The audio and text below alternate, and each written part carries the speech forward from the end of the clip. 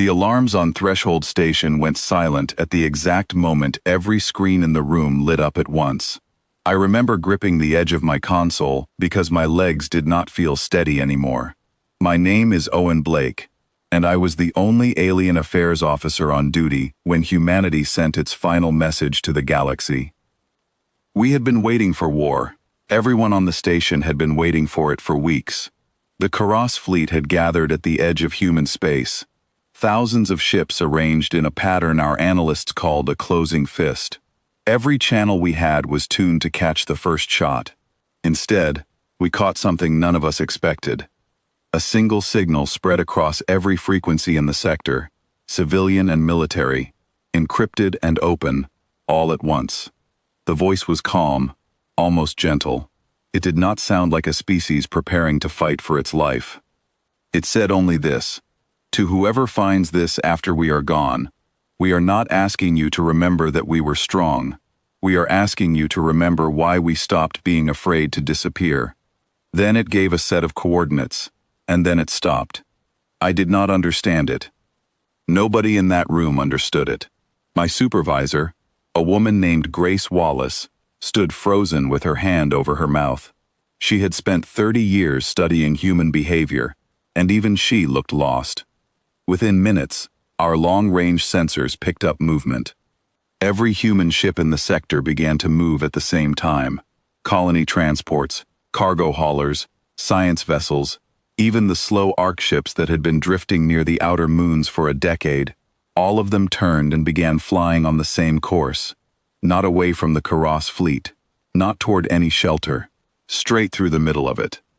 Grace grabbed the comlink before I could stop her.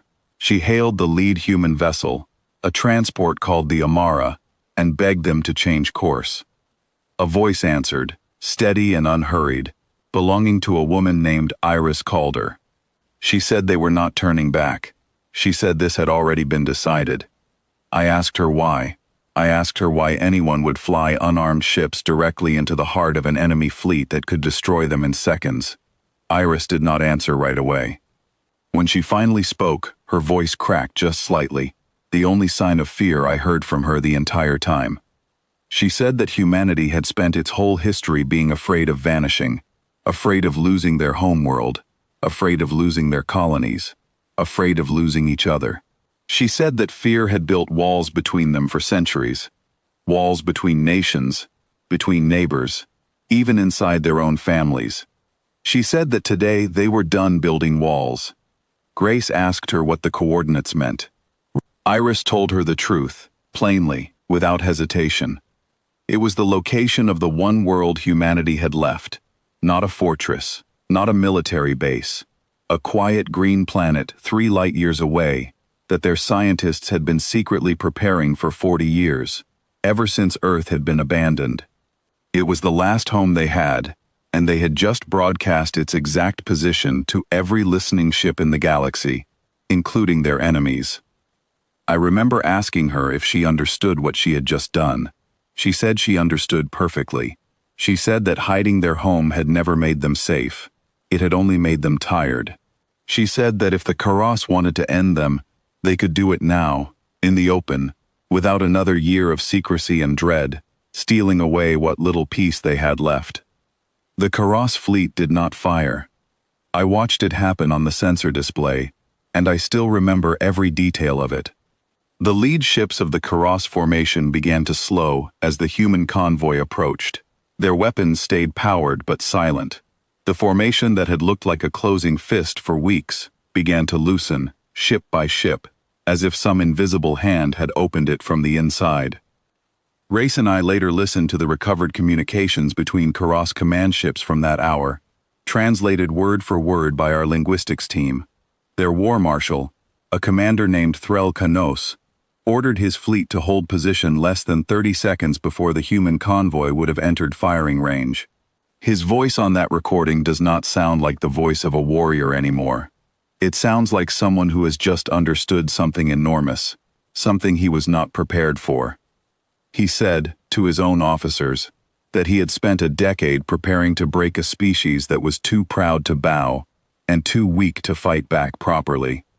He said that watching them fly straight toward him with nothing to defend themselves, and nothing hidden behind them anymore, had shown him they were neither of those things. He said a species that stops hiding what it loves most is not weak. It is the most dangerous kind of strong, because there is nothing left to threaten. I did not fully understand that explanation at the time. I am not certain I fully understand it now, though I have had years to think about it. I only know what I saw. The human convoy passed completely through the heart of the Karas fleet, without a single shot fired from either side. They continued on their course, unbroken, toward that quiet green world 3 light-years away, and the Karas ships slowly turned and withdrew behind them. 11 days later, the Karas Venai signed a peace agreement with what remained of human civilization. I was present at the signing, standing near the back of the room with Grace beside me.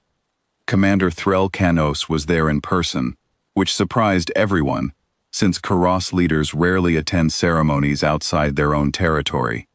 When it was his turn to speak, he did not talk about the terms of the agreement. He talked about the moment his fleet had let the humans pass, and he said that he had not stopped thinking about it since. Iris Calder was there too, representing the human delegation.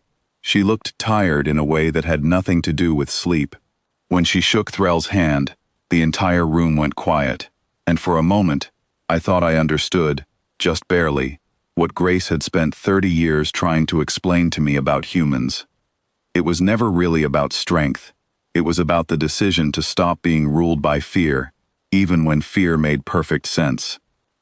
After the signing, I asked Iris one more question, the one that had been sitting in my chest since that first transmission.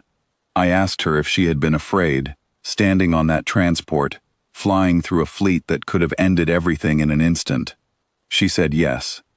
She said she had never been more afraid in her life, but she said fear had already cost her people everything they were willing to lose. It had cost them their homeworld, their old cities, their old certainties, piece by piece, over generations, while they hid and waited and hoped it would be enough. She said that on that day, they had decided that, if they were going to lose everything anyway, they would rather lose it out in the open, moving forward together, than lose it slowly while hiding apart. I have carried that answer with me for years now. I still work at Threshold Station, though it looks different these days. Human ships come and go freely through what used to be contested space. The green world at those coordinates was never attacked again. It grew slowly, carefully, the way anything precious grows when it is finally allowed to exist without fear watching over its shoulder. Grace retired not long after the signing. Before she left, she told me something I have never forgotten. She said every species in the galaxy eventually faces a moment when it must choose between protecting what it has left or living fully with what it has left. Most species choose protection. It is the safer choice, and safety feels like wisdom when you are afraid.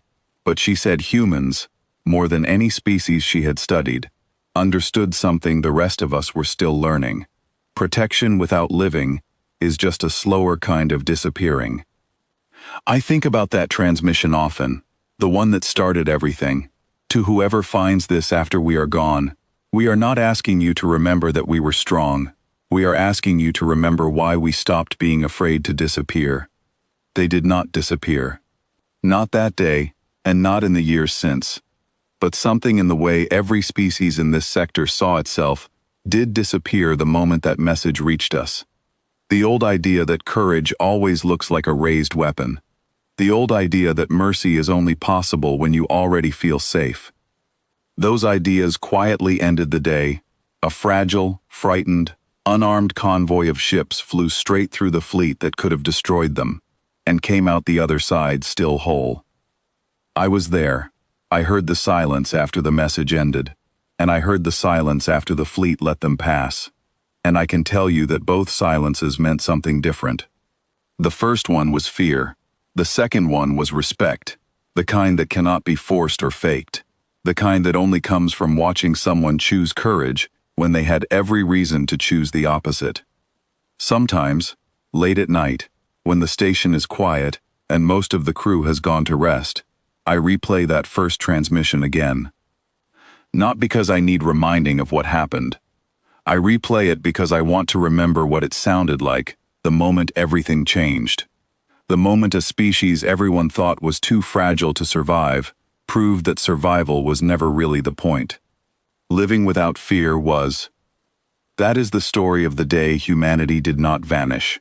Though for a few unbearable minutes, every one of us watching believed we were about to lose them forever. And in a strange way, I think that is exactly why we never will.